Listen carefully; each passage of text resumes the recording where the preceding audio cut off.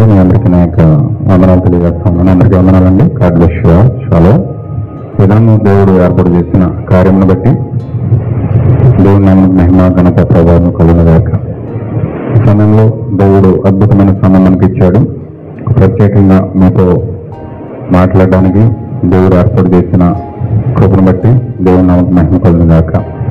ఈ సమయంలో మన యొక్క సబ్జెక్ట్ ఏమిటంటే క్రితంలో కూర్చిన వాక్య సారాంశమును పూర్తిగా మనము తెలుసుకోవడానికి ఈ యొక్క కూటమిని ఏర్పాటు చేయడం జరిగింది కనుక ఖచ్చితంగా దేవుని యొక్క కృపను బట్టి ఈ యొక్క త్రిత్వమును గురించి పూర్తిగా మనము ధ్యానించడానికి దేవుడు ఇచ్చిన అవకాశాన్ని బట్టి దేవుని నామమునకు మహిమ ఘనత ప్రభావం కలుగునుగాక. ఈ సమయంలో ఖచ్చితంగా కొన్ని లేఖన భాగాలను మనం పరిశీలించి పరిశోధించి సత్యమును కనుగొనడానికి దేవుడు మనకిచ్చిన అవకాశం ఇది. ఖచ్చితంగా మనము ఈ యొక్క విషయంలో చాలా పూర్ణ జాగ్రత్తతో లేఖనాలు పరిశోధించినట్లయితే మనము పరిశుద్ధాత్మ సహాయమును కోరి పరిశుద్ధాత్మ ద్వారా ఈ యొక్క విషయంను మనం తెలుసుకున్నప్పుడు దేవుడు అద్భుతముగా మన జీవితాల్లో కార్యం చేయడానికి సహాయపడతాడు. మనం పూర్తిగా దేవుని మీద ఆధారపడదాం. ఖచ్చితంగా ఈ యొక్క త్రిత్వం అనే సబ్జెక్టు మీద అనేకమైన వాదాభిప్రాయాలు ఉన్నాయి, భేదాభిప్రాయాలు ఉన్నాయి, అనేకమైన రకాల సిద్ధాంతాలు ఉన్నాయి, అనేకమైన కార్యాలు గుండా ఈ త్రిత్వము ప్రయాణం చేస్తూ ఉంది. ఖచ్చితంగా ఈ త్రిత్వము ఎందుకు ఈ చివరి కాలంలో పైకి లెగుస్తూ ఉన్నదంటే, ఖచ్చితంగా ఈ త్రిత్వమును గురించి ఎందుకు జనులు వాదించుకుంటూ ఉన్నారంటే, ఖచ్చితంగా ఇది పరిపూర్ణమైన దైవత్వము బయలుపరచబడిన గడి అయి ఉన్నది. దేవుడు తన యొక్క దైవత్వాన్ని భూమి మీద తన బిడ్డలకు తెలియజేయాలనుకుంటా ఉన్నారు. కాబట్టి ఖచ్చితంగా ఈ కాలంలో అసలు దేవుడు ఎవరు, ఆ దైవత్వంను గురించిన పూర్తి ప్రత్యక్షత నా పిల్లలు తెలుసుకోవాలనే అభిప్రాయం దేవుడు ఈ చివరి గడియలో పెట్టాడు ఉన్నారు. కాబట్టి ఖచ్చితంగా ఈ చివరి గడియల్లో ఆ దైవత్వంను గురించిన ప్రత్యక్షత ఎవరైతే దాహము కలిగి ఈ ఉత్సాహముతో దాన్ని పరిశీలించి పరిశోధించడానికి ఇష్టపడుతూ ఉన్నారో ఖచ్చితంగా వారికి దేవుడు సహాయం చేయడానికి, వారికి దేవుడు వాక్యమును నేర్పించడానికి, దైవత్వమును గురించిన పూర్తి బయలుపాటు ఇవ్వడానికి దేవుడు సిద్ధపడి ఉన్నాడు. కాబట్టి ఖచ్చితంగా ఈ విషయాలు మనం గమనించి పరిశుద్ధాత్మ మీద ఆధారపడి దేవుడిచ్చే దైవత్వమును గురించిన ప్రత్యక్షత మనం పరిపూర్ణంగా పొందుకోవడానికి దేవుడు సహాయం చేయనుగాక. మనమందరం కూడా మనం ఆ విధంగా ప్రార్థన చేద్దాం. ఈ సమయంలో త్రిత్వమును గురించి అనేక వాదోపప్రాయాలు ఆది నుంచి ఉన్నాయి. కాబట్టి అనేక రకాలుగా దీన్ని వాదిస్తున్నారు. కొంతమంది యేసుక్రీస్తు ఒక్కడే, తండ్రి లేడు, కుమారుడు లేడు, పరిశుద్ధాత్మ లేడు, యేసుక్రీస్తు ఒక్కడే మాత్రమే ఉన్నాడు అని కొంతమంది చెప్తా ఉన్నారు. వన్ఎస్ అనే ఒక టీం, ఒక సంస్థ దాన్ని ప్రసంగం చేస్తూ ఉంది. అలాగే దేవుడు ముగ్గురు ఏకమై ఉన్నారు, ముగ్గురు ఏకమై ఉన్నారని చెప్పి రోమన్ క్యాథలిక్ సంఘం దాన్ని వెలుగులో తీసుకొచ్చింది. ముగ్గురు ఒక్కటిగా ఉన్నారని చెప్పి, ముగ్గురు ఏకమై ఉన్నారని చెప్పి, ముగ్గురు స్వభావాలు, 3 వ్యక్తిత్వాలుగా ఉన్న దేవుడు ఏక స్వభావమై ఏకత్వమై ఉన్నాడని చెప్పి వారు ప్రజల్లోకి దాన్ని తీసుకుని వచ్చారు. అలాగే ముగ్గురు వేరువేరుగా ఉన్నారు అని నమ్మే ఒక సిద్ధాంతం కూడా ఉన్నది. అలాగే ముగ్గురు ఒకటై ఉన్నారని నమ్మే సిద్ధాంతం ఉంది. అలాగే ముగ్గురులో తండ్రి అయిన దేవుడు, కుమారుడు ఒక నరుడు, పరిశుద్ధాత్మ అనేది ఒక శక్తి, అది సంఘముకు ఇవ్వబడిన శక్తి అని చెప్పేటోళ్ళు ఉన్నారు. అలాగే యేసుక్రీస్తు ప్రభువు ఆది నుంచి కూడా ఉన్నవాడై ఉన్నాడు. ముగ్గురు యెహోవాలు ఉన్నారు, ముగ్గురు వేరువేరుగా ఉన్నారు, ఆది నుంచి వాళ్ళు ఉంటా ఉన్నారని చెప్పి ఒకరు చెప్తా ఉన్నారు. ఇంకొకరేమో యేసుక్రీస్తు తండ్రి దేవుడై ఉన్నాడు, కుమారుడు తండ్రి దేవుడికి పుట్టినవాడు, యేసుక్రీస్తు తండ్రి దేవుడికి పుట్టాడు, ఆయన పుట్టిన దేవుడు, పరిశుద్ధాత్మ ఎవరంటే ఆయన తమ్ముడు అని చెప్పడానికి ఇంకొక సిద్ధాంతం ఉన్నది. ఇలాగా ఇంచుమించు ఒక త్రిత్వాన్ని అనేక రకాలుగా ప్రసంగిస్తూ ముందుకు పోతా ఉన్నారు. అసలు యాక్చువల్గా ఈ త్రిత్వానికి ఉన్న పునాది ఏమిటంటే, ఈ త్రిత్వానికి దేవుడు వేసిన పునాది ఏమిటంటే, ఖచ్చితంగా కొన్ని లేఖనాల ఆధారంగా ఈ త్రిత్వము ముగ్గురు అన్నట్టుగా చూపిస్తా ఉంది బైబిల్. అలాగే ఒక్కరే ఉన్నట్టుగా చూపిస్తుంది బైబిల్. ఎవరికి తగినట్లుగా, ఎవరికి ఆలోచనకు తగినట్లుగా వారికి బైబిల్ అందుతూ ఉంది. ఎందుకంటే మనకు తెలుసు ఈ కాలంలో దేవుడు ఒక ప్రవక్తను పంపించాడు. ఆ ప్రవక్త ద్వారా వాక్యాన్ని వెల్లడి చేశాడు. అయితే ఎవరైతే దాని కొరకు సిద్ధపరచబడ్డారో, ఎవరైతే దాని కొరకు నిర్ణయించబడ్డారో వారు మాత్రమే దాన్ని నమ్ముతారు, అందరూ నమ్మలేరు. అయితే కొంతమంది వాదన ఏమిటంటే ఖచ్చితంగా ప్రవక్తల యొక్క గడి అయిపోయింది, ప్రవక్తల సమయం అయిపోయింది, ప్రవక్తల ద్వారా మాట్లాడలేదు దేవుడు. ఇప్పుడు హెబ్రీ పత్రిక ప్రకారం తన కుమారుడి ద్వారా మాట్లాడుతూ ఉన్నాడు, ప్రవక్తల సమయం ముగిపోయింది అని చెప్పి ప్రసంగించడం కూడా ఉన్నారు. ప్రవక్తల మీద ఆధారపడకుండా చేయడానికి, ప్రవక్తల మీద నమ్మకుండా చేయడానికి, ప్రవక్త యొక్క కార్యం అవసరం లేదు అని చెప్పడానికి వారి మీద వారే వాదోపవాదాలు చేసుకుంటూ, వారిని సంఘంలో స్థాపించుకుంటూ, వారే దేవుని యొక్క నిజమైన యాజకులుగా ప్రసంగించుకుంటూ దేవుని యొక్క క్రమాన్ని పూర్తిగా పక్కన నెట్టేసిన కాలంలో మనం ఉన్నాం. అయితే ఖచ్చితంగా దేవుడు ఆది నుంచి కూడా ప్రవక్తల ద్వారా క్రమాన్ని ఏర్పాటు చేసుకుంటూ వచ్చాడు. ప్రతి ఒక్క క్రమం కూడా ప్రవక్త ద్వారా ఇచ్చాడు. అబ్రహాము వచ్చాడు, నోవాహు వచ్చాడు, మోషే వచ్చాడు, ఏలియా వచ్చాడు, యెహెజ్కేలు వచ్చాడు, మలాకి వచ్చాడు. అలా ప్రవక్తలందరూ వచ్చి ఆయా కాలంలో యెహోవా ఇలాగ సెలవిస్తా ఉన్నాడు, thus saith the Lord అని చెప్పి వారు దేవుని యొక్క వర్తమానమును ప్రజలకు చేరవేసేవారు, దేవుని యొక్క వాక్యములకు అనువాదం చేసేవారు, దేవుని యొక్క చిత్తమును వారు ప్రజలకు తెలియజేసేవారు, దేవుని యొక్క మార్గమును పరిపూర్ణముగా ప్రజలకు వారు తెలియజేసేవారు. అయితే దేవుడు చివరి కాలం యొక్క ప్రవక్తగా యేసుక్రీస్తు యొక్క మొదటి రాకడకు ముందు బాప్తిజం ఇచ్చి యోహాను పంపించాడు. బాప్తిజం ఇచ్చి యోహాను వచ్చిన తర్వాత యేసుక్రీస్తు ప్రభువు కూడా ఈ కాలంలో దేవుడు 2000 సంవత్సరాల క్రితం మోషే ప్రవచించిన ప్రవచనం ఆధారంగా ఆయన కూడా ఒక ప్రవక్తగా వచ్చాడు. ఒక ప్రవక్తగా వచ్చి భూమి మీద ఒక ప్రవక్త యొక్క కార్యం ఏదైతే చేయాలో ఆ ప్రవక్త యొక్క కార్యమును చేసి ముగించాడు. ప్రజలకు వాక్యాన్ని ఇచ్చాడు, కృపావర్తమానాన్ని ఇచ్చాడు, జీవవాక్యాన్ని ఇచ్చాడు. సత్యము ధర్మశాస్త్రములో నుంచి కృపలోనికి నడిపించడానికి వారికి ఏ విధమైన మార్గం ఏర్పాటు చేయాలో ఆ విధమైన మార్గం ఏర్పాటు చేశాడు. అక్కడ మోసే చెప్పాడు, నా వంటి ప్రవక్తలో ఒక ప్రవక్త మీ మధ్యలో పుడతాడని. దాన్ని నిర్ధారణ చేయడానికి అపోస్తుల కార్యాలు 3:24 వచనంలో అక్కడ అపోస్తులైన పౌలు గారు కూడా 22వ వచనంలో దాన్ని నిర్ధారణ చేస్తా ఉన్నాడు. అంటే యేసుక్రీస్తు భూమి మీదకు ఒక ప్రవక్తగా వచ్చాడు. ఆయన మోషే ప్రవచించినట్లుగా మోషే ప్రవచనాన్ని ఆధారం చేసుకుని ప్రభుని యేసుక్రీస్తు భూమి మీదకు ఒక ప్రవక్తగా వచ్చి ఉన్నాడని చెప్పి అక్కడ ఆ యొక్క వాక్యాన్ని నిర్ధారణ చేస్తా ఉన్నాడు. నా వంటి సహోదరులు ఒక సహోదరుని మీ మధ్యలో పుడతాడు, ఆయన నా వంటి ప్రవక్తలు ఒక ప్రవక్త మీ మధ్యలో పుడతాడు, అతని మాట మీరు వినాలి, ఒకవేళ అతని మాట కనుక మీరు వినకపోతే ప్రజల్లో నుంచి కొట్టివేయబడతారని చెప్పి అక్కడ మోషే ప్రవచించాడు.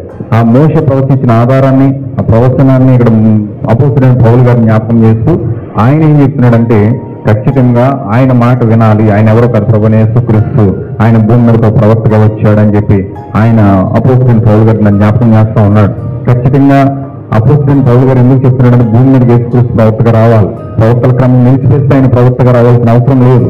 ప్రవక్తలకే క్రమం నిలిచివేయబడితే ఆయన ఆ యొక్క ప్రవక్తగా ఆయన రావాల్సిన అవసరం లేదు. కానీ అక్కడ ప్రవచించిన ప్రవచనం ఆధారంగా భూమి మీదకు ఒక ప్రవక్తగా రావాలని దేవుడు మోషే ద్వారా పలికించాడు కాబట్టి ఆయన కూడా ఒక ప్రవక్తగా వచ్చాడు. ఆయన ప్రవక్త మాత్రమే కాదు, దేవుని కుమారుడై ఉన్నాడు. యెషయా గ్రంథం 9:6 వచనంలో చెప్పబడినట్లుగా ఆయన కుమారుడై ఉన్నాడు, ఆయన రాజై ఉన్నాడు, ఆయన ఆశ్చర్యకరుడై ఉన్నాడు, బలవంతుడైన దేవుడై ఉన్నాడు, నిత్యుడకు తండ్రి ఉన్నాడు, ఇమ్మానుయేలై ఉన్నాడు, స్వస్థపరచువాడై ఉన్నాడు, యెహోవా షమ్మా ఉన్నాడు, యెహోవా ఈరే ఉన్నాడు. అనేకమైన కారణాలు పాత్రలు ఆయన పోషించడానికి భూమి మీదకి వచ్చాడు. ఆయన గొర్రెపిల్లై ఉన్నాడు, లోక పాపలు మోసుకుని పోయే దేవుని గొర్రెపిల్లగా వచ్చాడు, రొట్టె ఉన్నాడు, జీవాహారం నేనే అన్నని చెప్పాడు, జీవమై ఉన్నాడు.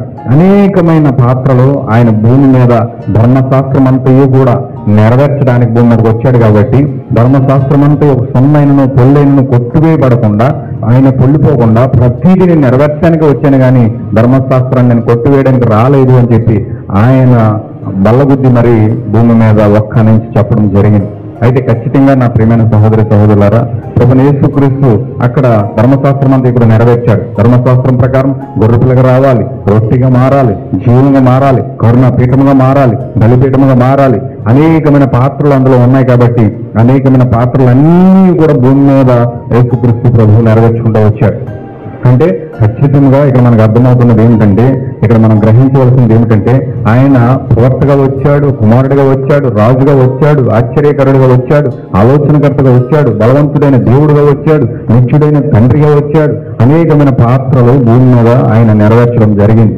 అయితే ఖచ్చితంగా ఆ యొక్క ప్రవక్త యొక్క పాత్ర కనుక ఆపివేసినట్లయితే కుమారుడు ద్వారా మాట్లాడాలని ఒక నినాదం ఆయన సృష్టించినట్లయితే ఖచ్చితంగా ఆయన అక్కడితోనే ప్రవక్త యొక్క క్రమం ఆగిపోయేవాడు. కానీ దేవుడు అక్కడితో ఆపకుండా ఆ నెక్స్ట్ యేసుక్రీస్తు చనిపోయి సమాధి చేయబడి తిరిగి లేచిన తర్వాత ఆయన 12 మంది శిష్యులను ఏర్పాటు చేసుకున్నాడు.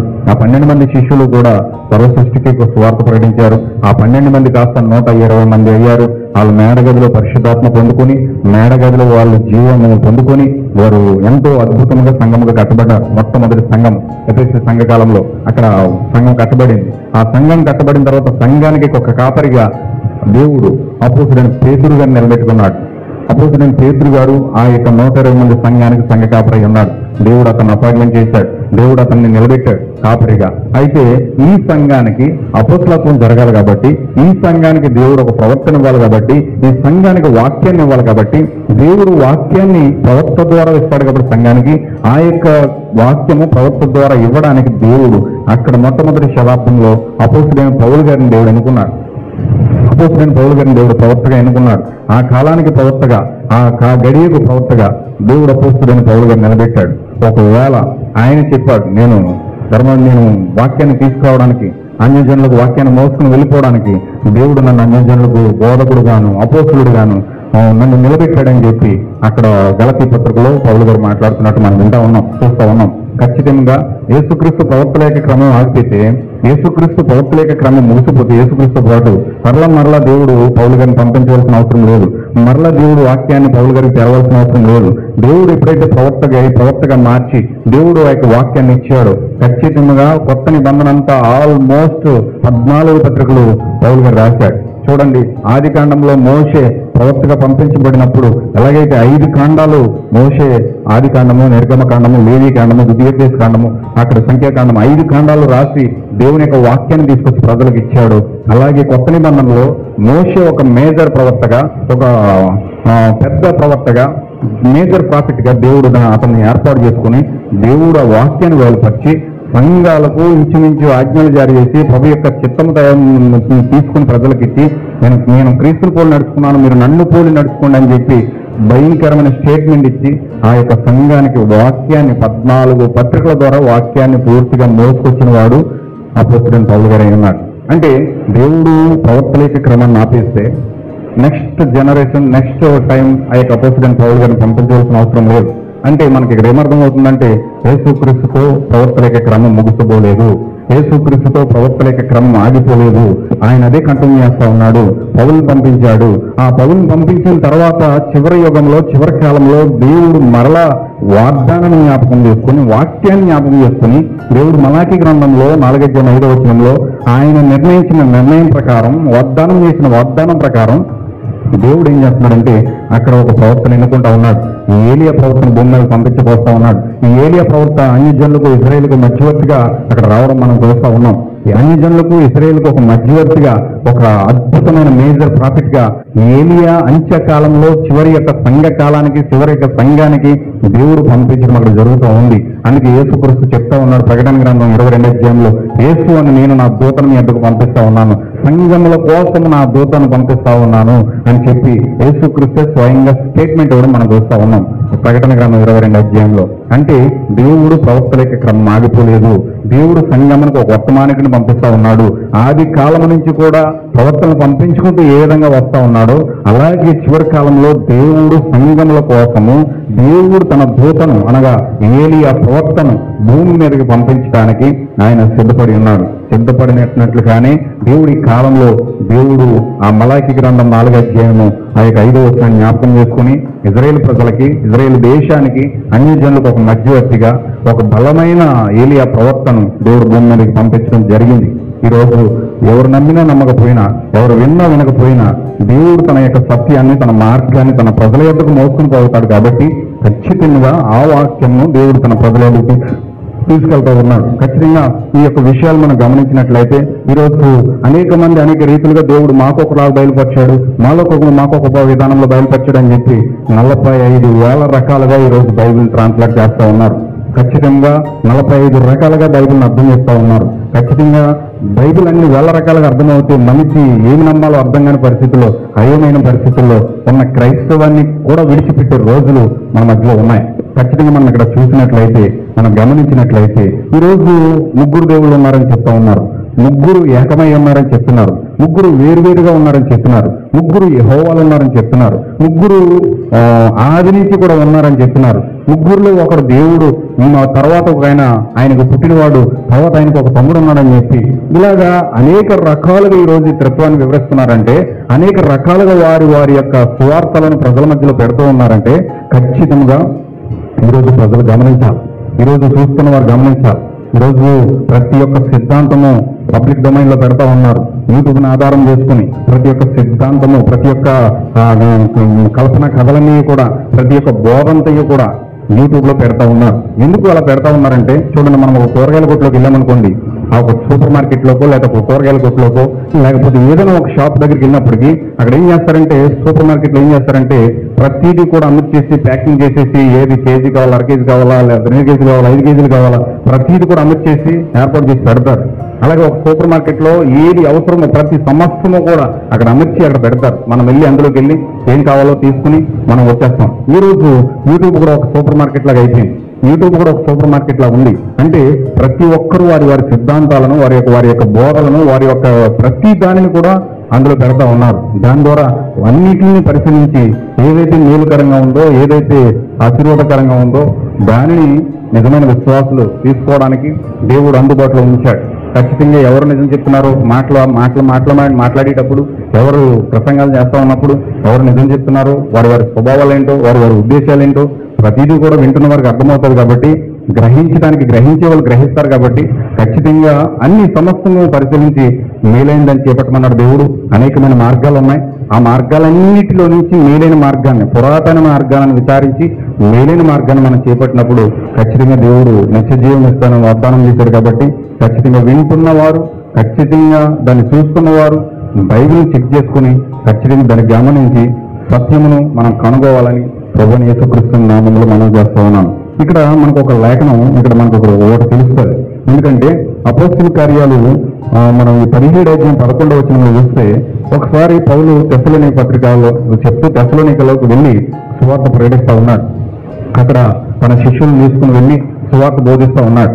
అక్కడ సువార్త బోధిస్తూ ఉన్నప్పుడు అక్కడ ఏం జరిగిందంటే, వాళ్ళందరూ కూడా చాలా ఆశతో వాక్యాన్ని అంగీకరించి, వాళ్ళు చాలా గనులై ఉన్నారు. వాళ్ళు చాలా గనులుగా ఉండి ఆశతో వాక్యాన్ని అంగీకరించారు. వాళ్ళు ఆశతో వాక్యాన్ని అంగీకరించి వాళ్ళు వింటూ వాళ్ళు ఏం చేస్తున్నారంటే, ఆ పౌలు శీలలో చెప్పిన సంగతులు బైబిల్ ప్రకారంగా అలా ఉన్నవో లేవో, వాక్యానుసారంగా ఉన్నవో లేవో ఆ యొక్క లేఖనాలు పరిశోధించి వాళ్ళు ఏం చేస్తున్నారంటే, అనుదినము కూడా ప్రతి దినము కూడా వారు ఏం చేస్తున్నారంటే చెక్ చేస్తా ఉన్నారు, పరిశీలిస్తా ఉన్నారు. వాళ్ళు ఆ విధంగా ఉన్నావో లేవో చెక్ చేసుకొని పరిశీలించి అనుదినము కూడా వాళ్ళు లేఖనాలు పరిశోధిస్తూ ఉన్నారు.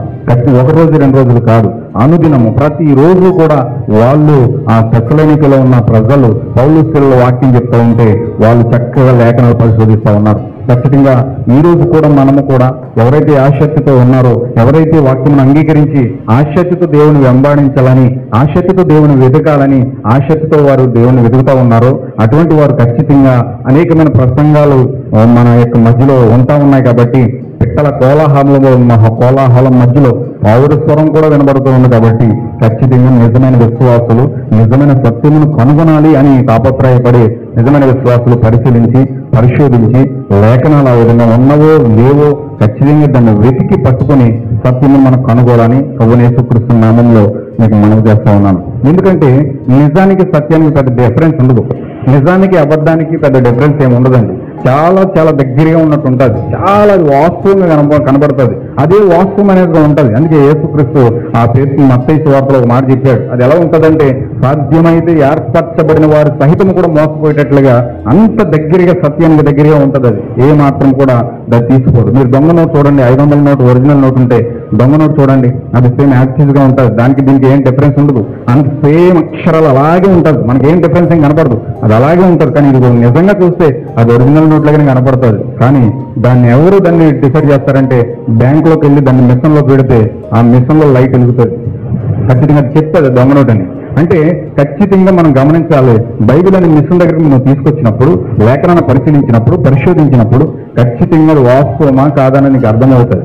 ఖచ్చితంగా ఆ విధంగా మీకు తెలియాలంటే ఖచ్చితంగా వాక్యం దగ్గర దాన్ని తీసుకురావాల్సిన అవసరం ఎంతైనా ఉన్నది. ఖచ్చితంగా మీరు గమనించండి సహోదర సహోదరులారా, మనం ఇక్కడ ఖచ్చితంగా దాన్ని పరిశీలించవలసిన అవసరం ఎంతైనా ఉంది. అలాగే చూడండి, అనేకమైన బంగారం ఉంటుంది, రోల్డ్ గోల్డ్ ఉంటుంది. ఒరిజినల్ బంగారం ఉంది, ఒరిజినల్ బంగారం కంటే ఎక్కువగా రోల్డ్ గోల్డ్ మెరిసిపోతుంది. దాని కలర్ వేసేటప్పటికి ఒరిజినల్ గోల్డ్ ఎందుకు పనికిరాదు దాని ముందు. కానీ దాని మీద గీటిరాయి పెట్టినప్పుడు, గీటిరాయి గీసినప్పుడు ఆ ఒరిజినల్ బంగారం గోల్డ్ చూసినప్పుడు ఆ గీటిరాయి పెట్టి గీసేటప్పుడు ఆటోమేటిక్గా అది ఆ వేసిన పెయింట్ అంతా కూడా వచ్చేస్తారు.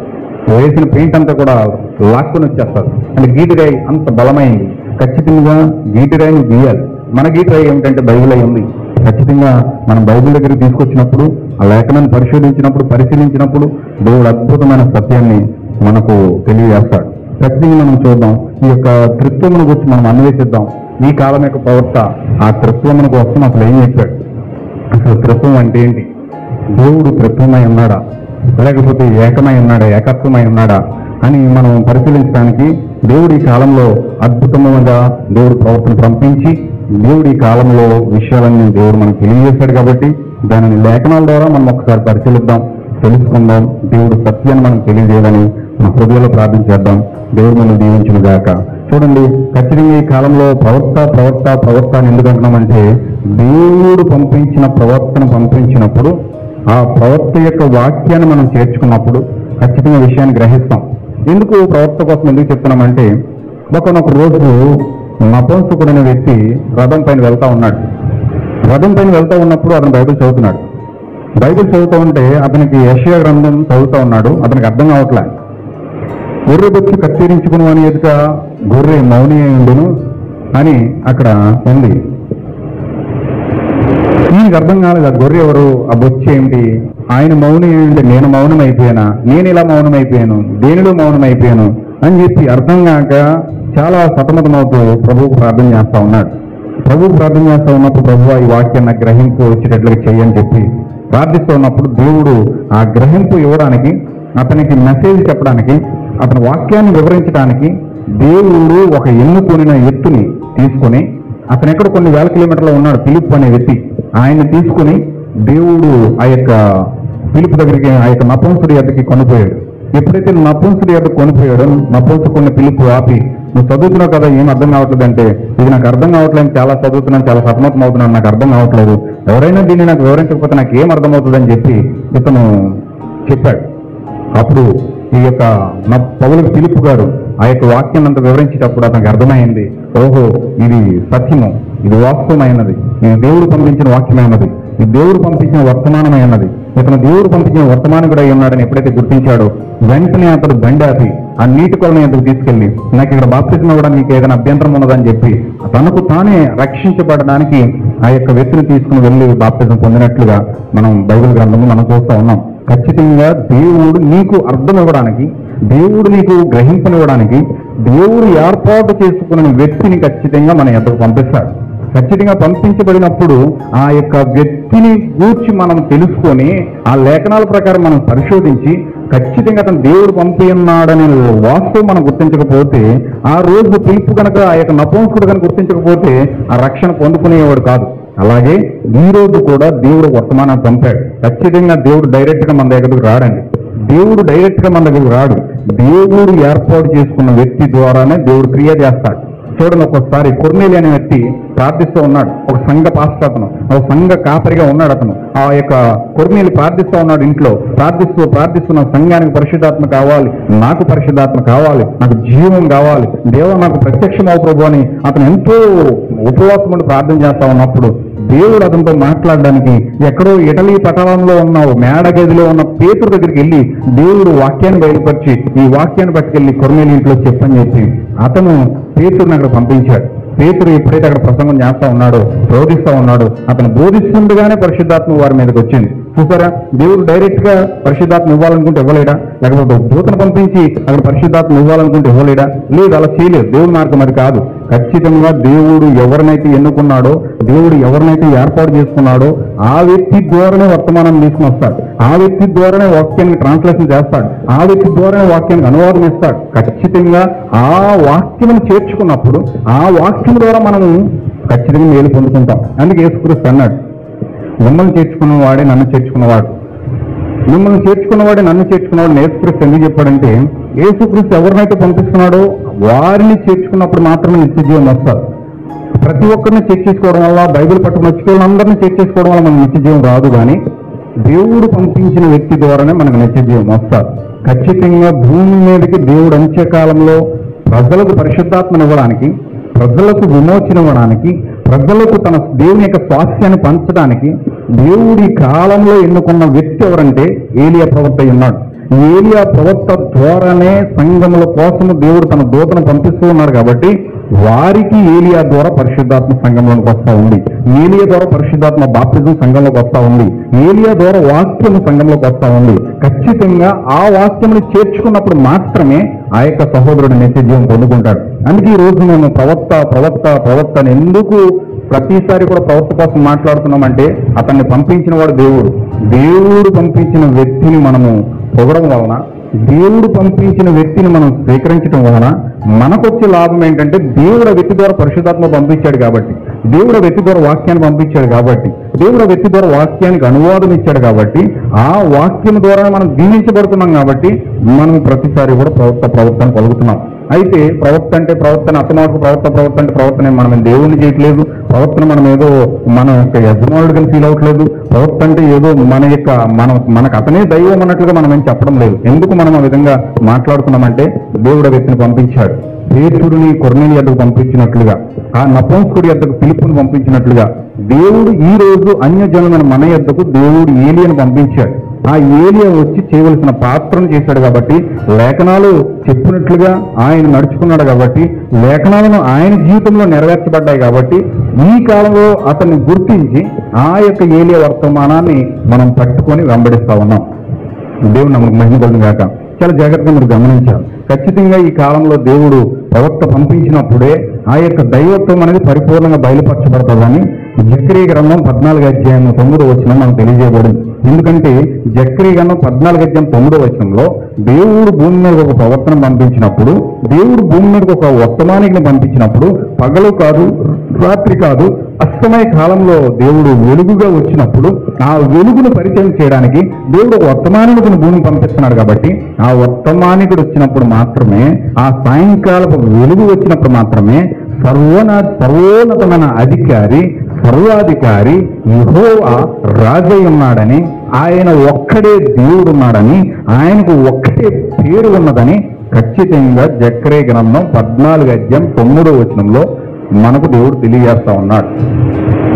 దేవుడుని మోషే ప్రశ్నించాడు, నీ పేరేంటి అని. దేవుడు చెప్పలా. నేను ఉన్నవాడును అన్నాడు, నేను ఉండినవాడును అన్నాడు. ప్రకటన గ్రంథంలోకి వచ్చినప్పుడు కూడా అదే చెప్తా ఉన్నాడు, నేను ఉన్నవాడును అనువాడునై ఉన్నాను, నేను మొదటివాడును కడపటివాడునై ఉన్నాను, ఆదియు నేనే అంతము నేనే, అల్ఫయు నేనే ఒమేగయు నేనే అని చెప్పి ఆయన ప్రకటన గ్రంథంలో కూడా అదే విషయాన్ని వెల్లడి చేస్తా ఉన్నాడు. ఇదిగో నేను మృతి చెంది తిని, నేను యుగయుగములకు సజీవునై ఉన్నాను, తిరిగి లేచాను, పరలోకమేకయో పాతాళమేక తాళత్యాలు నా స్వాధీనంలో ఉన్నాయని చెప్పి ఆయనే తన దైవత్వాన్ని భూమి మీద మనకు వెల్లడి చేసినట్లుగా మనం చూస్తా ఉన్నాం. ఖచ్చితంగా సహోదరులారా, ఈ కాలంలో సమయంలో మీరు ఈ విషయాలు మీరు గ్రహించాలి. ఖచ్చితంగా విషయాలు మీరు పట్టుకోవాలి. అసలు త్రిత్వమును గూర్చిన విషయాలు మనం బయలుపరచబడినప్పుడు, ఈ త్రిత్వమును గూర్చిన విషయాలు మనకు తెలియజేయబడినప్పుడు, ఖచ్చితంగా వాస్తవాలను పరిశీలించినట్లయితే మనకు ఖచ్చితంగా సర్వసత్యంలో మనం వెళ్ళడానికి పరిశుద్ధాత్మ దేవుడు మనకు సహాయం చేస్తాడు. చూడండి, ఇక్కడ దేవుని యొక్క త్రిత్వం ఉన్నది, దెయ్యం యొక్క త్రిత్వం ఉన్నది. దేవుని యొక్క త్రిత్వం ఉన్నది, దెయ్యం యొక్క త్రిత్వం ఉన్నది. రెండు త్రిత్వాలు బైబిల్ గ్రంథంలో ఉన్నాయి. దేవుని యొక్క గ్రంథంలో దేవుని యొక్క త్రిత్వం ఉన్నది, దెయ్యం యొక్క త్రిత్వం ఉన్నది. ఈ దెయ్యం యొక్క త్రిత్వమునే దేవుడు ప్రకటన గ్రంథంలో 666తో పోల్చాడు. చూడండి, 666 ఒకే సంఖ్య, కానీ అది 3 6ల కింద 3 6లు ఉంటాయి. 3 6లు అంటే 3 6లు అది పైనుంచి వేస్తే, ఒకటి పైన కింద వేస్తే అది 3 6ల కింద కనపడుతుంది. కానీ అది పక్కన వేస్తే మూడు 6ల కింద కనపడుతుంది. అది కానీ పక్కన వేస్తే అది 666 అవుతుంది. అంటే ఒకే సంఖ్య కానీ 3 6లు. ఎందుకు 6నే తీసుకున్నాడు? ఎందుకు 6నే దేవుడు అని సాతానికి ఇచ్చాడు? 6నే ఎందుకు వాడు తీసుకోవడం గల కారణం ఏంటి అంటే, ఖచ్చితంగా ఇక్కడ మనం గ్రహించాలి. 6 అనే సంఖ్య మనిషిని యొక్క సంఖ్య. 6 అనే సంఖ్య మనుషుని యొక్క సంఖ్య. అంటే మొదటి రోజుని సృష్టి చేశాడు, రెండో రోజుని సృష్టి చేశాడు, మూడో రోజు సృష్టి చేశాడు, 4వ రోజుని సృష్టి చేశాడు, 5వ రోజు సృష్టి చేశాడు. కానీ 6వ రోజును మాత్రం మనిషిని చేశాడు. ఆ రోజే ఆదాముని సృష్టించడం జరిగింది. దేవుడు నెలమట్టిని తీసుకొని ఆయన 6వ రోజుని మనిషిని చేసినట్లుగా మనం చూస్తూ ఉన్నాం. అంటే 6 అనే సంఖ్య ఎవరిదంటే మనుషునిదై ఉన్నది. అంటే 3 6లు ఇక్కడ కనపడుతున్నాయంటే 3 మనుషులు ఇక్కడ కనబడతా ఉన్నారు. 3 మనుషులు, 3 వేరు వ్యక్తులు, 3 మనుషులు కానీ ఒక్కటే సంఖ్యగా చూపిస్తా ఉంది కాబట్టి అది ఒకే భావం వస్తుంది కాబట్టి ఆ యొక్క ఒకే సంఖ్యను 666గా మనం చూపిస్తా ఉన్నాం కాబట్టి అంటే ఒకే వ్యక్తి 3 వ్యక్తులుగా కనబడతా ఉన్నాడు. అంటే సాతాను యొక్క త్రిత్వము 666 అనే త్రిత్వము ఖచ్చితంగా 3ని చూపిస్తూ ఒక్కడే భావం వచ్చినట్లుగా చూపించడమే సాతాను యొక్క త్రిత్వమైనది. దానిని ప్రకటన గ్రంథంలో 15వ అధ్యాయంలో ఆయన 3 కప్పల రూపంలో దాన్ని చూపిస్తా ఉన్నాడు. ఆ 3 కప్పలు త్రిత్వమై ఉన్నాయి. ఆ యొక్క త్రిత్వం సాతాను యొక్క త్రిత్వం. అది ఆ సాతాను యొక్క త్రిత్వంలో 3 కప్పల వంటి ఆత్మలు అక్కడ కనబడతా ఉన్నాయి. అంటే కప్పల వంటి ఆత్మలు అవి దేవుని ఆత్మలు కాదు కానీ, దేవుని యొక్క సత్యమైన ఆత్మలు కాదు కానీ అవి కప్పల వంటి ఆత్మలు అయి ఉన్నాయి. అంటే కప్ప స్వభావాన్ని మనం పరిశీలిస్తే, కప్ప స్వభావాన్ని మనం చాలా నిశ్చితంగా దాన్ని ధ్యానిస్తే ఆ కప్ప స్వభావం ఎల్లప్పుడూ కూడా అది ముందుకు వెళుతూ వెనక చూస్తారు. ముందుకు వెళుతూ వెనక చూస్తారు. ఏ బండి కిందో, కారు కిందో, సైకిల్ కిందో అది పడిపోతుంటుంది, త్వరగా చచ్చిపోతూ ఉంటుంది. అంటే కప్ప యొక్క స్వభావం ఎట్లా ఉంటుందంటే అది ప్రయాణం చేస్తూ అది ప్రయాణము ముందున్న గమ్యాన్ని చూడదు కానీ వెనక్కి చూస్తూ ఉంటుంది. అంటే ఖచ్చితంగా సాతాను యొక్క త్రిత్వమును కలిగి ఉన్న వాళ్ళు, సాతాను యొక్క త్రిత్వాన్ని బోధిస్తూ ఉన్నవారు, సాతాను యొక్క త్రిత్వమును వారి జీవితాల్లో కలిగి ఉన్నవారు ఖచ్చితంగా వెనకటి జీవితాన్ని మాత్రమే వారు చూస్తారు కానీ ముందుకు వెళ్ళి వారి గమ్యాన్ని ఎంత మాత్రము కూడా చూడలేరు. ముందుకు వెళ్ళే గమ్యం పరలోకం, ముందుకు వెళ్ళే వారికి వెళ్ళే మార్గము పరదేశై ఉన్నది. కానీ వారు ఆ పరదేశులకు వచ్చి ఆలోచించకుండా, ఆ పరదేశులకు ఏ విధంగా వెళ్ళాలో వారు సిద్ధపడకుండా, ఆ పరదేశులకు వెళ్ళడానికి వారి హృదయాలను సిద్ధపరచుకోకుండా, ఆ పరదేశులకు వెళ్ళడానికి దేవుడు ఏ మార్గం ఇచ్చాడో ఆ మార్గాన్ని చూడకుండా వీళ్ళు ఏం చేస్తారంటే ఆ యొక్క వెనకటి కార్యాలన్నీ చూడడానికి ఇష్టపడతారు. అంటే వారు ఆ విధంగా చేస్తూ ఉన్నారంటే ఖచ్చితంగా వారు సాతాను యొక్క త్రిత్వమును వారు కలిగి ఉన్నారని మనకు అర్థమవుతుంది. ప్రకటన గ్రంథమే దాన్ని వివరిస్తా ఉంది. 666 ఒక చోట చెప్తా ఉన్నాడు, 3 కప్పల వంటి ఆత్మల గూర్చి ఒక చోట చెప్తా ఉన్నాడు. అంటే ఈ 3 కప్పలు 666 సాదృశ్యమైనది. ఈ 3 కప్పల వంటి ఆత్మలు 666 అనే ముద్ర ద్వారా మన జీవితంలోకి వస్తా ఉన్నాయి. ఇది సాతాను యొక్క త్రిత్వమైనది. అంటే 3 వ్యక్తులు ఒకటై ఉన్నారు, 3 ఒకటై ఉన్నారు అని బోధించడమే, అది చెప్పడమే సాతాను యొక్క త్రిత్వమైనది. మరి దేవుని యొక్క త్రిత్వం ఏమిటి? దేవుని యొక్క త్రిత్వం ఏ విధంగా ఉన్నది అని మనం ఒకసారి గమనిస్తే కొన్ని విషయాలు మనం బైబిల్లో గమనిద్దాం.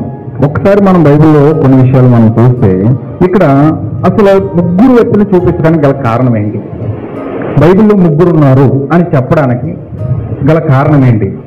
ఎందుకు కొన్ని లక్షల బిలియన్ల మంది త్రిత్వాన్ని నమ్ముతున్నారు?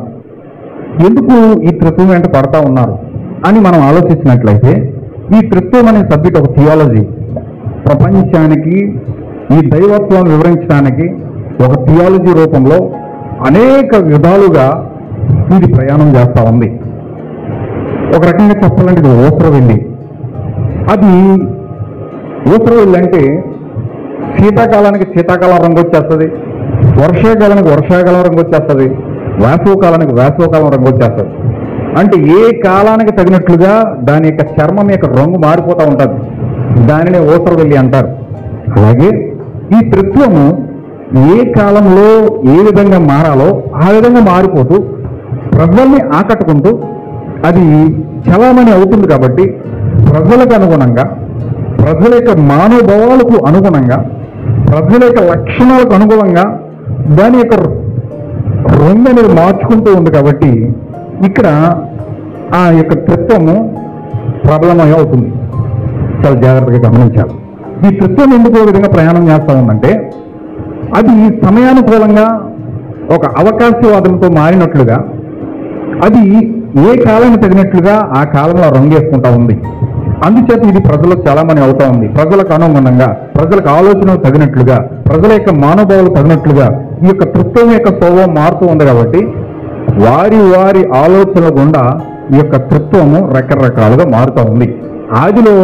ఆది కాండంలో ప్రారంభమైన తృత్వము, బబులోనులో ప్రారంభమైన తృత్వము, బబులోనులో ప్రారంభమైన తృత్వము వారి వారి సాంప్రదాయాలకు తగినట్లుగా, వారి వారి దేశాలకు అనుగుణంగా, వారి వారి లక్షణాలకు అనుగుణంగా, వారి యొక్క సాంప్రదాయాలకు అనుగుణంగా ఇది మారిపోతూ ఉంది. కాబట్టి వారి వారి విధి విధానాలకు అది సరిపోతూ ఉంది. కాబట్టి దానిని స్వీకరించడానికి ఏమాత్రం ఇది సత్యమే, అబద్ధము కాదు అన్నట్లుగా వారి మధ్యలో అది కనబడుతుంది. కాబట్టి దానిని వారు నమ్మడానికి ఏమాత్రం కూడా వెనకడిగేరు. ఇది సత్యమే అన్నట్టు అది కనబడుతుంది. కాబట్టి చూడండి ఒకసారి మన ఆది కాండము 1:26 చూస్తే, ఇక్కడ ఈ తృత్వమును గురించి మనకు కొన్ని భావాలు ఇక్కడ కనబడతాయి. ఈ ఆది కాండం 1:26 దేవుడు మనస్వరూపమందు మన పోలిక చెప్పిన నరులను చేయదుము అంటున్నాడు. అంటే దేవుడు మన స్వరూపమందు మన పోలిక చెప్పున నరులను చేయదము అని అంటూ ఉన్నాడు. ఇక్కడ మనం జాగ్రత్తగా గమనించినట్లయితే మన అనే పదం ఇక్కడ వాడాడు దేవుడు. మన అంటే ఒక్కడిగా ఉన్నప్పుడు మన అనే పదం రాదు. ఒక్కడిగా ఉన్నప్పుడు మన అనే పదం రాదు. మన పోలిక చెప్పున అని కూడా యేసుక్రీస్తు ఇక్కడ దేవుడు ఇక్కడ మాట్లాడుతూ ఉన్నాడు. ఇక్కడ మనం చూసినట్లయితే మన అనే పదం ఇక్కడ వాడాడు. కాబట్టి ఖచ్చితంగా ఇక్కడ ఒక్కరి కంటే ఎక్కువ మంది ఇక్కడ ఉన్నారు. ఆయనే స్వయంగా మాట్లాడిన మాట కాబట్టి ఖచ్చితంగా ఆ విషయాలు అక్కడ రాస్తున్నాడు. కాబట్టి మన అనే పదము దేవుడు రాశాడు. అక్కడ మన అనే పదాన్ని అక్కడ ఉపయోగించాడు. అంటే అక్కడ ఒక్కరి కంటే ఎక్కువ మంది ఉన్నారు అనే విషయాన్ని ఇక్కడ స్పష్టంగా మనం గమనించవలసిన అవసరం ఉంది. ఎందుకంటే మన అనే పదం వాడాడంటే ఖచ్చితంగా అక్కడ ఒకరికంటే ఎక్కువ మంది ఉన్నారని. అంటే వీళ్ళకి బలమైన ఆధారం ఏంటంటే, బలమైన ఆధారం ఎక్కడ దొరికింది? ఖచ్చితంగా ఒకరికంటే ఎక్కువ మంది ఉన్నారు. కాబట్టి అక్కడ ఖచ్చితంగా ముగ్గురు ఉన్నారు, ముగ్గురు ఏకమై ఉన్నారు. అక్కడ తండ్రి, కుమారుడు, పరిశుద్ధాత్మ రౌండ్ టేబుల్ వేసుకుని కూర్చుని అక్కడ ఆలోచన చేస్తూ ఉన్నారట అన్నట్లుగా ఒక పాస్టర్ గారు ప్రసంగం చేశాడు. అంటే అక్కడ రౌండ్ టేబుల్ వేసుకుని తండ్రి, కుమారుడు, పరిశుద్ధాత్మ ముగ్గురు ఆ టేబుల్ మీద కూర్చుని ఆలోచన చేసుకుంటా ఉన్నారట. ఏమనంటే మన పోలికలో నరులు చేద్దాం, మన స్వరూపంలో నరులు చేద్దాం అని అక్కడ ముగ్గురు కూడా ఆలోచించినట్లుగా ఆ పాస్టర్ గారు దాన్ని వెల్లడి చేశాడు. అంటే ఖచ్చితంగా అక్కడ ఎలా ఉంది? మన అనే పదాన్ని ఉపయోగించాడు. కాబట్టి ఖచ్చితంగా దైవత్వంలో ముగ్గురు ఉన్నారు. ఆ ముగ్గురు ఉన్నారు కాబట్టి మన అనే పదాన్ని వాడాడు అని చెప్పి అక్కడ విషయం చెప్పడం జరిగింది. అలాగే దేవుడు అక్కడే కాదు, ఇంకా చాలా చోట్ల పదాన్ని వాడుతూ వచ్చాడు. చూడండి, ఆది కాండం 1:7 దేవుడు తన స్వరూపమందు నరుని సృజించాను, దేవుని స్వరూపమందు వాడిని సృజించాను, స్త్రీని గాను పురుషుని గాను వాడిని సృజించాను అని ఇక్కడ చెప్తా ఉన్నాడు. 3:22 మనం చూసినట్లయితే దేవుడైన యెహోవా ఇదిగో మంచి చెడులు నెరిగినట్లు ఆదాములో మనలో ఒకడి వంటి వాడాయను అని ఇక్కడ రాయబడి ఉంది. అంటే ఆదాము మనలో ఒకని వంటి వాడాయను అని ఉంది. అంటే ఇక్కడ ఖచ్చితంగా మనలో అనే పదాన్ని వాడాడు. కాబట్టి ఖచ్చితంగా అక్కడ కూడా ముగ్గురు ఉన్నారు అని ఇక్కడ త్రిత్వముల కోసం బోధించే వాళ్ళు ఈ విషయాన్ని ఇక్కడ పంచుకోవడం జరుగుతూ ఉంది. వాస్తవంగా నేను ఇక్కడ గమనించింది ఏమిటంటే, ఈ కాలం యొక్క ప్రవక్త దాన్ని కోరు చేస్తూ ఉన్నాడు, ఈ కాలం యొక్క ప్రవక్త దాన్ని పట్టుకుంటా ఉన్నాడు. దేవుడు తన స్వరూపమందు నరుని సృజించాడు, దేవుని యొక్క స్వరూపంలో నరుని చేద్దామని అనుకుంటా ఉన్నాడు. అయితే ఇక్కడ దేవుని యొక్క స్వరూపాన్ని మనిషికి ఇచ్చినప్పుడు, దేవుని యొక్క రూపాన్ని మనిషికి ఇచ్చినప్పుడు, ఇక్కడ దేవుడైన యెహోవా మంచి చెడు నెరిగినట్లు ఆదాము మనలో ఒక్కని వంటి వాడాయను అని ఆ యొక్క ఫలము తినిన తరువాత మనలో ఒక్కని వంటి వాడాయాడు అని చెప్పి వాళ్ళు మాట్లాడుకుంటా ఉన్నారు. అంటే దేవుడు మనలో ఒక్కడి వంటి అయ్యాడంటే ఆదాము ఆజ్ఞను మీరు పాపం చేశాడు, ఆదాము ఆత్మను మీరి పాపంలో పడిపోయాడు కాబట్టి ఇప్పుడు పాపంలో పడిపోయిన వ్యక్తిని తీసుకొని మనలో ఒకని వంటి వాడయ్యాడు అని అక్కడ ఆ వ్యక్తి మాట్లాడుతున్నట్లు మనకు అక్కడ కనబడతా ఉంది. అంటే దేవుడు ఆదాము వలె పాపంలో పడిపోయాడా? ఆదాము మంచి చెడ్డలు ఎరిగాడు ఫలవృక్షము తినిన తర్వాత.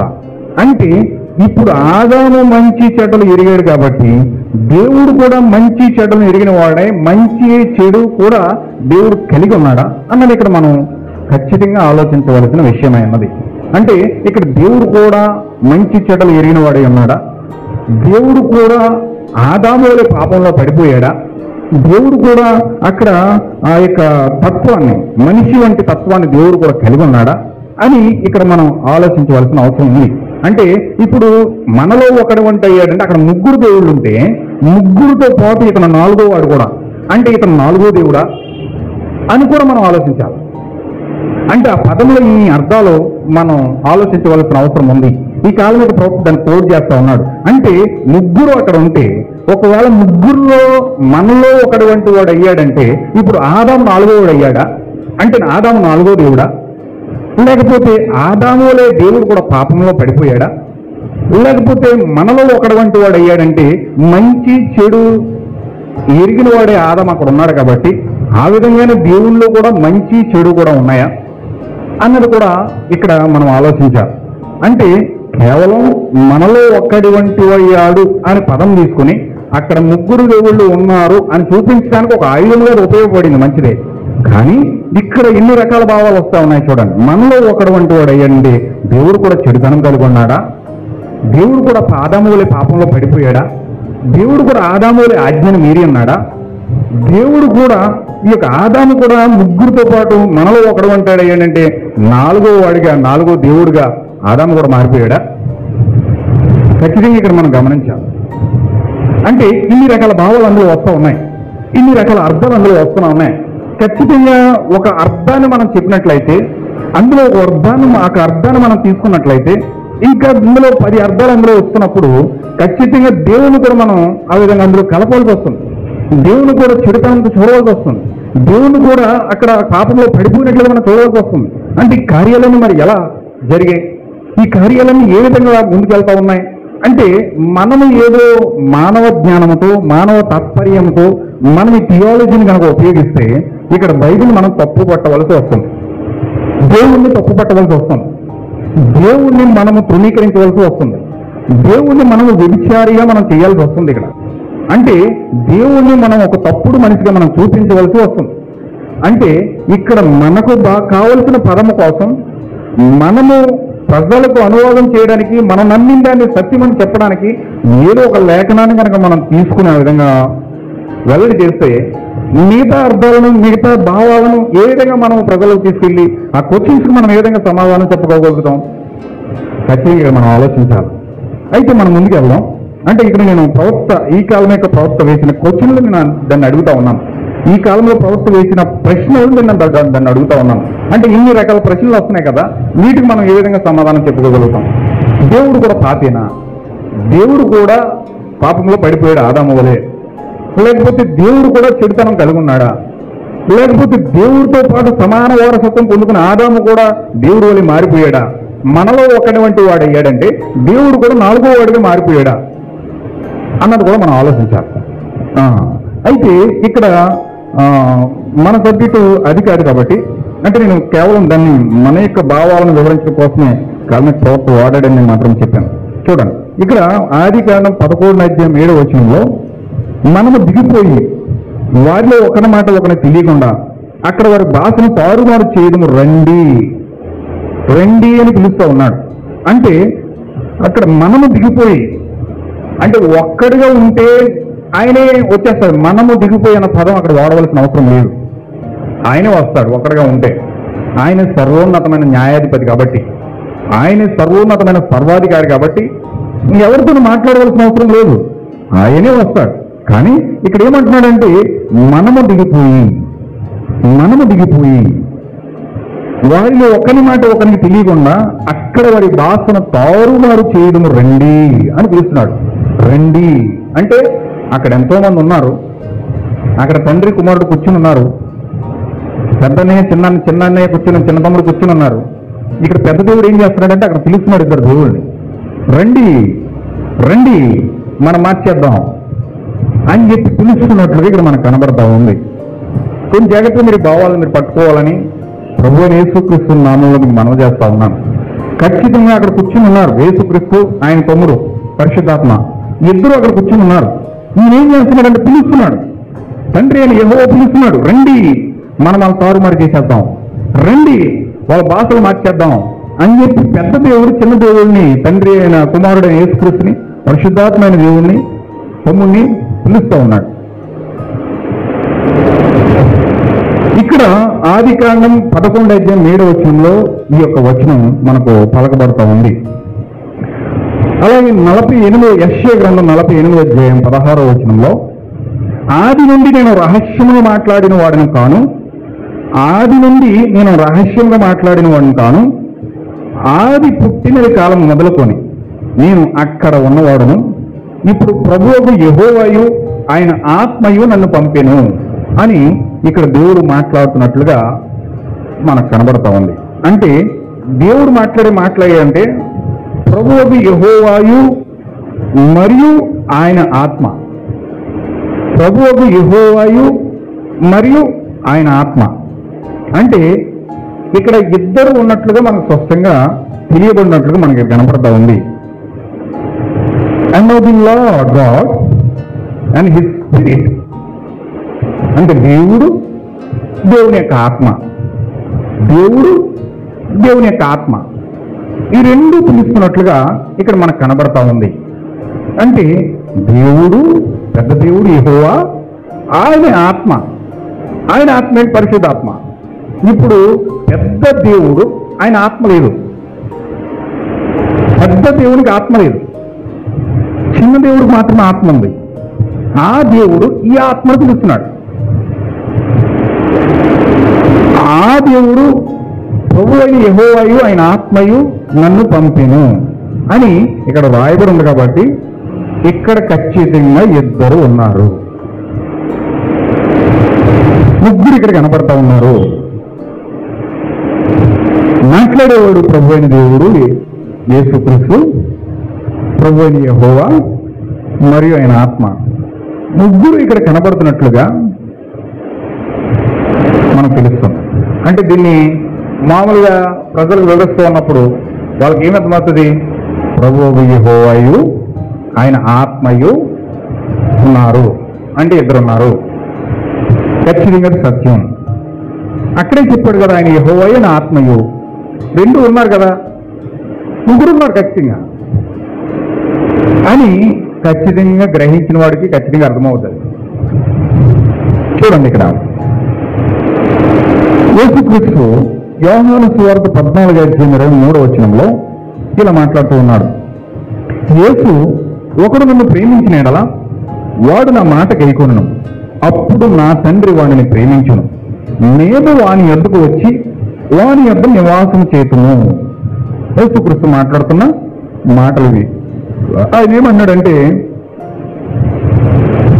యేసు, ఒకడు నన్ను ప్రేమించిన ఎడల వాడు నా మాట గైకొనును, అప్పుడు నా తండ్రి వాడిని ప్రేమించును, నేను వాని యొద్దకు వచ్చి వాని యొద్ద నివాసము చేతుము అంటున్నాడు. వాని యొద్ద నివాసము చేతుము, మేము వాని యొద్దకు వచ్చి, మేము వాని యొద్దకు వచ్చి వానిలో నివాసము చేతుము.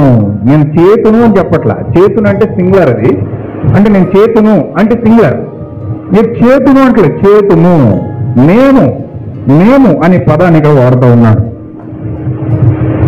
అంటే ఇక్కడ ఇలాంటి పదాలు చూసినప్పుడు మనకు ఎలాంటి భావం అర్థం వస్తుంది? మేము అన్న పదం వాడుతున్నాడంటే ఖచ్చితంగా ఒకడు కాదు, ఇద్దరు ఉన్నారు. మనము అన్న పదం వాడాడంటే ఖచ్చితంగా ఇద్దరు ఉన్నారు. యెహోవాయు ఆయన ఆత్మయు అంటే ఇద్దరు ఇక్కడ కనబడతా ఉన్నారు. ఖచ్చితంగా మనము దిగిపోయి అంటే ఖచ్చితంగా అక్కడ ఉన్నారు. రండి అని పిలుస్తూ ఉన్నాడు. అంటే ఈ వాక్యములు, భావములు మనం పరిశీలించినప్పుడు ఖచ్చితంగా అక్కడ ముగ్గురు ఉన్నట్లుగానే ఈ నేను చదివిన లేఖనాలన్నీ కొన్ని మనం చూపిస్తున్నా. అంటే బైబిల్ అంతా చాలా మట్టుకు ఆల్మోస్ట్ చాలా మట్టుకు ఈ యొక్క లేఖనాలు ఈ విధంగా కనబడుతూ ఉంటాయి. కొన్ని మాత్రమే సమయమును పాటించడానికి, సమయమును ఎక్కువ తీసుకోకుండా ఉండడం కోసం కొన్ని మీ మధ్యలో పెడతా ఉన్నానంతే. అంటే ఈ ముఖ్యమైన త్రిత్వం అనే సబ్జెక్టును రావడానికి బలమైన పునాదులు ఇవి. ఈ త్రిత్వమును ఆధారం చేసుకుని వారు లేఖనాలు ఈ విధంగా చెప్తున్నాయి కదా, మేము నమ్మింది సత్యమే కదా, ఇది వాస్తవమే కదా, దీనిని ఎందుకు మీరు కాదంటూ ఉన్నారు? మేము నమ్మింది బైబిలే కదా, మేము నమ్మింది వాస్తవమే కదా, మేము బైబిల్లో ఉన్నదే కదా మేము నమ్ముతున్నాము, మరి మీరెందుకు దీన్ని కాదంటున్నారని చెప్పి వారు చాలా బాధతో మాట్లాడుతూ ఉన్నారు. మంచిది. కానీ ఇక్కడ ఒకని మార్గము ప్రతి వాని మార్గములు వానికి చాలా సత్యముగా కనబడతాయి, కానీ తుదకు అది మరణానికి నడిపిస్తాయని చెప్పి బైబిల్ గ్రంథం చెప్తా ఉంది. ఖచ్చితంగా మరణానికి ఏ విధంగా నడిపిస్తాయి? ఇప్పుడు మనుషుల యొక్క ఉద్దేశాల ప్రకారం, మనుషుల యొక్క మనోభావాల ప్రకారం, వాళ్ళు నేర్చుకున్న తాత్పర్యాల ప్రకారం, వారు అయిన ట్రైనింగ్ల ప్రకారం, వారు తండ్రి దగ్గర నేర్చుకున్న విధి విధానాలు, శాసనాలు, ఆ యొక్క స్టడీ మొత్తం ఆధారం చేసుకుని వారు కూడా కొన్ని చదివి దానికి ఇవి యాడ్ చేసుకుని మాట్లాడి సత్యాన్ని ప్రజలకు బోధిస్తారు. ఎవరైనా సరే నేర్చుకున్న వాళ్ళు వారి తండ్రి యొద్ద నేర్చుకోవాలి, వారు ఇంకొకళ్ళకి నేర్చుకుంటారు. ఎక్కడో ఎవరో ఒక పునాది వేస్తారు దానికి, ఆ పునాది వేయబడిన దాన్ని నెక్స్ట్ జనరేషన్ దాన్ని మోసుకొస్తూ ఉంటుంది. అలాగే అబద్ధాన్ని ఆది నుంచి అలాగే మోయబడింది, నిజము కూడా ఆది నుంచి కూడా అలాగే మోయబడింది. అయితే ఖచ్చితంగా ఇక్కడ మనం గమనించాలి. ఇక్కడ మనం గమనించవలసిన విషయం ఏమిటంటే, మన మనోభావాలు, మన యొక్క బోధనలు, మన యొక్క సిద్ధాంతాల ప్రకారముగా మనం ఆలోచించి మనం వాక్యాన్ని చదివితే వాక్యమంతా కూడా మనకి ఆ విధంగానే కనబడుతుంది. ఖచ్చితంగా ఎవరికి దేవుడు ఏ విధంగా చెయ్యాలో ఆ విధంగానే అది కనబడుతుంది. ఈ బైబిలే పట్టుకుని అబద్ధం చెప్పొచ్చు, ఈ బైబిలే పట్టుకుని నిజం చెప్పొచ్చు. ఒకవేళ నిజం చెప్తున్నామా అబద్ధం చెప్తున్నామా డిక్లేర్ చేసేది బైబిల్ డిక్లేర్ చేస్తారు. ఖచ్చితంగా ఒక రోజు సిద్కి అనే ఒక ప్రవక్త ఉన్నాడు. ఆయన 400 పాస్టర్లకు ఒక యజమానుడు, 400 పాస్టర్లకు ఒక బిషప్ అయి ఉన్నాడు, అధినాయకుడు అయి ఉన్నాడు. ఆ వ్యక్తి వాక్యాన్ని తీసుకొని అబద్ధాన్ని బోధిస్తూ ఉన్నాడు. వాక్యాన్ని తీసుకుని అబద్ధాన్ని బోధిస్తున్నాడు. అతను చెప్పింది సత్యమే అన్నట్లుగా బల్లబుద్ధి మరి చెప్తా ఉన్నాడు. నిజమైన ప్రవక్త వచ్చి నిజం చెప్పినప్పుడు అతనికి కోపం వచ్చింది. వెంటనే గోడ మీద కొట్టి, నేను ప్రవచించిన ఆత్మ ఇప్పుడు ఎటు వెళ్తుందో చెప్పని చెప్పి అతను మాట్లాడడం జరిగింది. వాస్తవంగా అక్కడ సిద్కియా కూడా తెలియదు అతను అబద్ధం చెప్తా ఉన్నాడని చెప్పి. కానీ పరలోకం నుంచి దేవుడు వారిపైన అబద్ధములాడు ఆత్మను వారిపైన కుమ్మరించినట్లుగా రాజుల గ్రంథం చివరి అధ్యాయంలో, 2వ రాజుల గ్రంథం చివరి అధ్యాయంలో మనకు అది కనిపిస్తుంది. 2వ రాజుల గ్రంథం చివరి అధ్యాయంలో మనకు అది కనిపిస్తుంది. అంటే నేరుగా పరలోకంలో నుంచే దేవుడు ఒక పాస్టర్ల మీద అబద్ధములు ఆడ ఆత్మ కుమ్మరించినప్పుడు వాళ్ళు అబద్ధములు ఆడకుండా ఏ విధంగా ఉంటారు?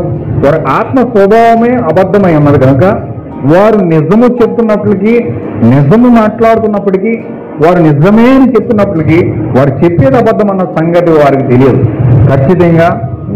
ఖచ్చితంగా లోపల ఉన్న ఆత్మ యొక్క స్వభావాన్ని వారి వాక్యంతో పరిశీలించుకున్నప్పుడు వారు చెప్పేది నిజమా అబద్ధమా అనేది వారికి కళ్ళకు కలిసినట్లుగా కనబడతారు. ఇక్కడ మనం చాలా జాగ్రత్తగా గమనించాలి. ఖచ్చితంగా ఈ త్రిత్వము మనుషుల యొక్క త్రిత్వం ఉన్నది, దేవుని యొక్క త్రిత్వం కూడా ఉన్నది. మనుషుల త్రిత్వం ఉన్నది, దేవుని యొక్క త్రిత్వం ఉన్నది. మనుషుల మానవభావాలకు తగినట్లుగా తయారు చేసిన త్రిత్వం ఉన్నది. మనుషుల యొక్క మనుషులను దేవుళ్ళుగా చేసిన త్రిత్వం ఉన్నది. దేవుడుగా ఉండిన త్రిత్వం ఉన్నది. మనుషులు దేవుళ్ళు అయ్యారు. మనుషులు ఎప్పుడైతే దేవుళ్ళు అయ్యారో ఆ యొక్క త్రిత్వము సాతాను త్రిత్వముగా మారిపోయింది. అంటే ఒక మనిషి దేవుడుగా మారేది సాతానికి త్రిత్వం. దేవుడుగా ఉండినది దేవుని యొక్క త్రిత్వం. దేవుణ్ణి దేవుడిగా చూసినప్పుడు ఖచ్చితంగా ఆ దేవునిలో నుంచి నమ్మిన వ్యక్తికి విశ్వాసం వస్తుంది, నమ్మిన వ్యక్తికి జ్ఞానం వస్తుంది, నమ్మిన వ్యక్తికి పరిశుద్ధాత్మ వస్తుంది. కానీ మనుష్యుని రూపంలో త్రిత్వమును ఆరాధిస్తే దేవుడుగా కాకుండా ఆ ఘనతను పట్టుకెళ్ళి మనిషికి ఇస్తే, ఆ ఘనతను తీసుకుని వెళ్ళి ఒక 3 దేవుళ్ళకి ఇస్తే ముగ్గురు మనుషులుగా ఉన్న దేవుణ్ణి ఒక మనిషిగా ఆరాధిస్తే అది చాలా భయంకరమైన త్రిత్వము, సాతానిక త్రిత్వముగా మారి ప్రపంచాన్ని కంపలిస్తుంది, ప్రపంచాన్ని ఆక్యుపై చేస్తా ఉంది. ఇప్పుడు భూమి మీద దేవుడు కంటే మనిషే దేవుడిగా మారే సమయం ఇది. మనిషి దేవుడిగా మారి ఉన్నాడు కాబట్టి ఆ దైవత్వం అనేది మనుష్యుడు పూర్తిగా దానిని ఆక్యుపై చేసుకుని దేవుని పక్కనెట్టి నేనే దేవుణ్ణి అని చెప్పుకునే కాలం ఇది. పౌలు గారు అదే స్పష్టంగా తెలియజేశాడు. 2వ తెస్సలోనిక పత్రిక 2:4 ఒక మనిషి దేవుడు అవుతా ఉన్నాడు. ఒక మనిషి దేవుడయ్యి దేవుని ఆలయంలో కూర్చుని నేనే దేవుణ్ణి, నన్ను ఆరాధన చెయ్యండి, ఏది దేవుడు అనబడునో ఏది పూజించబడునో దానంతటిని కూడా ఎదిరించి వాడే తన్ను తాను దేవుడుగా ప్రతిష్ఠించుకొని దేవుని ఆలయంలో కూర్చుని దేవుని సంఘాన్ని ఆక్యుపై చేసుకుని వాడే ప్రపంచ వ్యాప్తంగా మనిషి దేవుడుగా మారి సాతాను ఈరోజు లూసిఫర్గా త్రిత్వముగా ఆరాధించబడతా ఉన్నాడు. లూసిఫర్ యొక్క త్రిత్వం ఉన్నది, దేవుని యొక్క త్రిత్వం ఉన్నది. ఇప్పుడు లూసిఫర్ యొక్క త్రిత్వము ఒక మనిషిని దేవుడిగా ఆరాధించడం, దేవుని యొక్క త్రిత్వము దేవుని దేవుడిగా ఆరాధించడం. ఖచ్చితంగా ఇందులో ఉన్న వ్యత్యాసాన్ని కనుక పట్టుకోకపోతే, ఇందులో ఉన్న వ్యత్యాసాన్ని కనుక మనం చూడకపోతే ఖచ్చితంగా నిజ విశ్వాసి ఏమైతే కోల్పోవాలో అవన్నీ కూడా కోల్పోతాడు. ఎందుకంటే ప్రపంచ వ్యాప్తంగా ఒక వ్యక్తి దేవుని యొక్క దైవత్వం తెలుసుకోకపోతే, అతను ఎవరికి పుట్టాడో, అసలు తను సృజించిన దేవుడు ఎవరో తెలుసుకోకపోతే నిజ దేవుని ఏ విధంగా ఆరాధించగలుగుతాడు? నన్ను ఖచ్చితంగా సృష్టించిన దేవుడు ఇతనే, నాకు కళ్ళు ఇచ్చింది ఇతనే, నాకు మనసు ఇచ్చింది ఇతనే, నాకు దేహం ఇచ్చింది కూడా ఇతనే, నాకు జీవం ఇచ్చింది కూడా ఇతనే, నన్నే నడిమెత్తి మొదలుకొని అరికారి వాళ్ళకు నన్ను సృష్టించింది నా సృష్టికర్త అయిన దేవుడు ఇతనే అని కనుక నీకు తెలియకపోతే, గుర్తించకపోతే, ఈరోజు నువ్వు ఆ పరిపూర్ణమైన విశ్వాసం నువ్వు అతని మీద ఏ విధంగా పెట్టగలుగుతావు? చాలా మంది దేవుడు నమ్ముతారు ఏదో రకంగా అవసరాల కోసము, అది ఇస్తాడని ఇది ఇస్తాడను, ఏ దేవుడి దగ్గర మేలు జరిగితే దేవుడి దగ్గర పరిగెడతాకు చూస్తారు. అది వేరు, ఆ పరిస్థితి వేరు. ఎందుకంటే దేవుడిని తెలుసుకునే సమయం వాళ్ళకి రాలేదు కాబట్టి అవసరాల కోసమే దేవుడిని వెతుకుతారు. దేవుణ్ణి తెలుసుకునే సమయం వచ్చినప్పుడు వాళ్ళు కూడా దేవుడిని వెతుకుతారు. కానీ దేవుణ్ణి వెతికి నిజమైన వ్యక్తి తన సృష్టికర్తను కనుక గుర్తించకపోతే ఖచ్చితంగా ఈ వ్యక్తి ఏ విధంగా నమ్మకత్వాన్ని, పూర్తిగా పరిపూర్ణమైన విశ్వాసాన్ని తన దేవుడి మీద పెట్టగలుగుతాడు? అందుకే ఒక నిజమైన క్రైస్తవుడికి పరిపూర్ణమైన దైవత్వం తెలియబడాలి. ఆ పరిపూర్ణమైన దైవత్వం ఆ వ్యక్తికి తెలియబడినప్పుడు ఖచ్చితంగా వ్యక్తి దాన్ని పూర్తిగా చూసుకుని, పూర్తిగా సరిచేసుకొని, పూర్తిగా దాని యొక్క లోపాలన్నీ మార్చుకొని, తన దేవుడికి అనుకూలంగా పద్ధతులను మార్చుకొని అతను దేవుడికి జీవాన్ని పొందుకోవడానికి ఎదురు చూస్తాడు. కానీ ఈరోజు వాస్తవం ఏంటంటే సాతానుడు ఎంత మధ్య పెట్టాడంటే ఇన్ని రకాల త్రిత్వాలు తీసుకొచ్చి ఇందులో ఏ త్రిత్వాన్ని నమ్మాలో తెలియకుండా చేసి, వాళ్ళు సృష్టించిన సృష్టికర్తను గుర్తించకుండా చేసి ప్రజలను అయోమయంలో పడేయడానికి, గందరగోళం పడేయడానికి ఎన్ని ప్రయత్నాలు చేయాలి, అన్ని ప్రయత్నాలన్నీ వాడు చేసేసాడు. ఎన్ని ప్రయత్నాలు చేయాలి, అన్ని ప్రయత్నాలు కూడా వాడు చేసేసాడు. పాపమును భూమి మీద ఆకాశాన్ని అంటేటట్లుగా చేసేసాడు. సత్యమును కనుగొనకుండా అసలు అది ఎక్కడ ఉందో కూడా తెలియకుండా చేసేసాడు. నిజమైన మనిషి ఎవరో, నమ్మకమైన వ్యక్తి ఎవరో, పరిశుద్ధాత్మ కలిగిన పాస్టర్ ఎవరో, సత్యాన్ని సర్వసత్యంలో నడిపించే నిజమైన సేవకుడు ఎవరో తెలియకుండా వాడు అనేక రకాల సిద్ధాంతాలు, అనేకమైన రకాల సంఘాలు, అనేక రకాల వ్యత్యాసాలు అందులో చూపించి ఒక్కొక్కరిని దేనుకోవడానికి బానిసేటట్టుగా చేసేసి, వాడు ఓ సంఘానికి బానిసైపోతాడు, వీడు ఈ సంఘానికి బానిసైపోతాడు, వాడు ఆ మనిషికి బానిసైపోతాడు, ఈ మనిషికి బానిసైపోతాడు, అలాగే ఒక్కొక్క దానికి వారు బానిసైటట్లుగా చేసి క్రైస్తవ్యాన్ని ముక్కలు ముక్కలుగా చీల్చి చెండాడి చీల్చి పరేసిన వ్యక్తి లూసిఫర్. ఆది కాండంలో దేవదూతలను ఏ విధంగా చీల్చేశాడో పరలోకంలో, అలాగే భూమి మీద కూడా అలాగే చీల్చి పారేశాడు. భూమి మీద కూడా అలాగే చీల్చి చెండాడాడు. మనిషి యొక్క మనస్తత్వాలను విరిచేశాడు, మనిషి యొక్క నమ్మకాలను పాడు చేశాడు, మనిషి యొక్క విశ్వాసాలను సర్వనాశనం చేశాడు.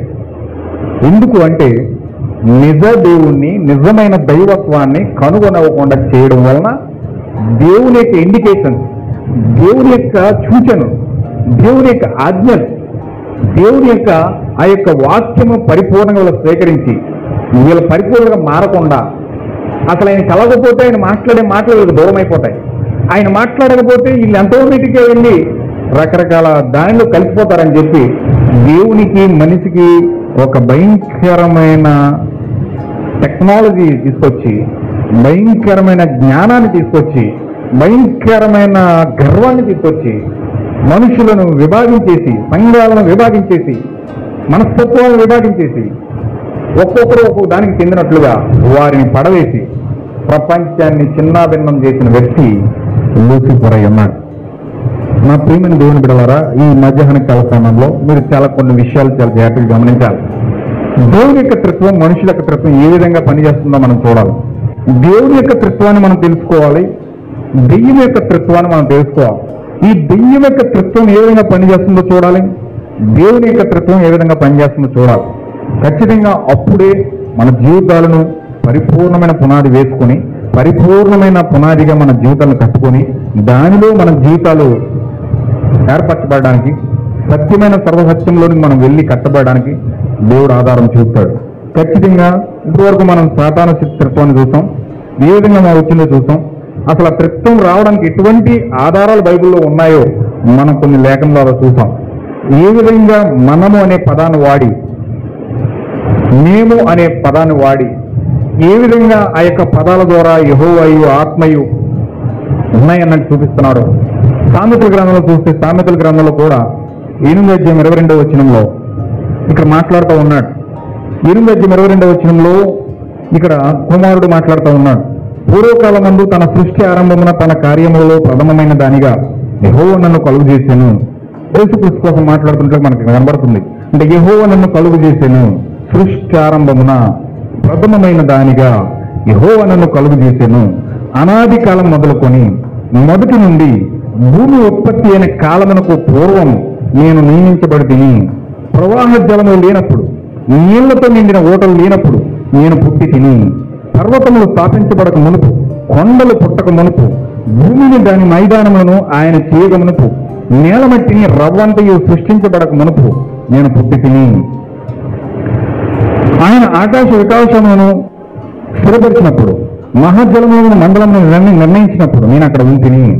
ఆయన పైన ఆకాశమును స్థిరపరిచినప్పుడు, జలధారలను ఆయన బిగించినప్పుడు, జలమును తమ సరిహద్దులు మేరకున్నట్లు ఆయన సముద్రములను పొడిమేర మేర ఏర్పరిచినప్పుడు, భూమి యొక్క పునాదులు నిర్ణయించబడినప్పుడు నేను ఆయన యొద్ద ప్రధాన శిల్పిని అనుదినము సంతోషించుచు నిత్యము ఆయన సన్నిధిని ఆనందించుచుంటిని.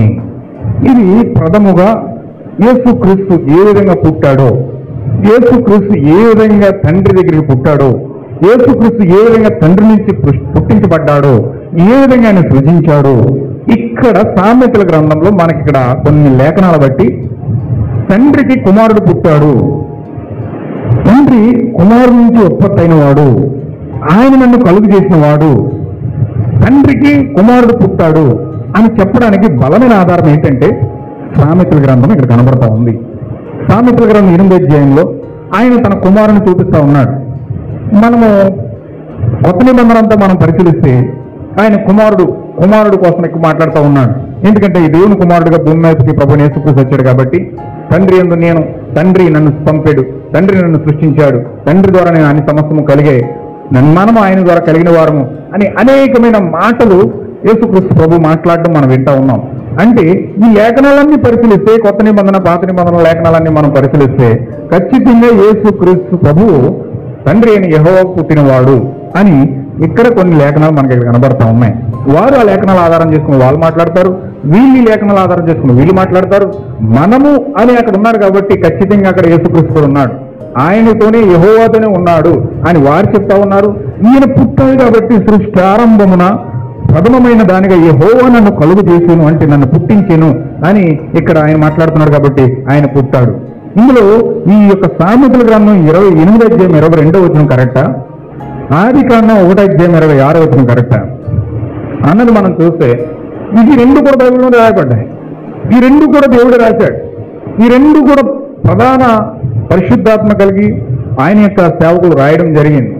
అయితే రెండిట్లో ఉన్న వ్యత్యాసం ఏమిటి, ఆ రెండిట్ల ద్వారా జరుగుతున్న కార్యాలు ఏమిటి, ఆయన పుట్టినవాడా, లేకపోతే ముందు నుంచే ఉన్నవాడా, లేకపోతే ఆయన ముగ్గురు దేవుళ్ళలో ఒకడగా ఉన్నాడా, లేకపోతే ఆయనే దేవుడా? ఎవరి సిద్ధాంతాన్ని దీన్ని ఇప్పుడు ఖండించాలి, ఎవరి సిద్ధాంతాన్ని పైకి లేపాలి అన్నది ఖచ్చితంగా మనము చూడాలి.